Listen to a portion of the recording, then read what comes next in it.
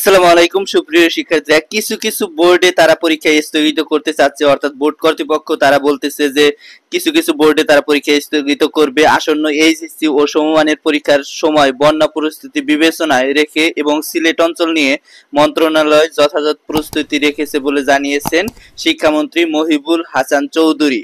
তিনি বলেন যে যদি বন্যা পরিস্থিতি খারাপ থাকে তাহলে ওই এলাকার অর্থাৎ সিলেট এলাকার শিক্ষা প্রতিষ্ঠানগুলো বন্ধ থাকবে এবং কি তাদের যে পরীক্ষা স্থগিত থাকবে বলে আশা করা যায়।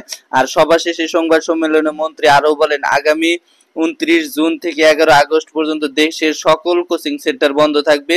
এরই মধ্যে 8টি বোর্ডের প্রশ্ন ব্যাংক তাদের স্কুলে পাঠানো হয়েছে এবং সে অনুযায়ী কিন্তু তারা পরীক্ষাটা নেবে। আর 2024 সালের উচ্চ মাধ্যমিক সার্টিফিকেট ও সমমানের পরীক্ষা 30 জন সম্পূর্ণ হবে। লিখিত পরীক্ষা শেষ হবে 11 আগস্ট আর ব্যবহারিক পরীক্ষা 12 আগস্ট থেকে 21 আগস্টের মধ্যে শেষ করতে হবে। এটা কিন্তু শিক্ষা মন্ত্রণালয় থেকে বলা হয়েছে। অবশ্যই তোমরা বুঝতে পারবা, যদি বন্যা পরিস্থিতি থাকে তাহলে পরীক্ষা স্থগিত করা হবে, তা না হলে স্থগিত থাকবে না।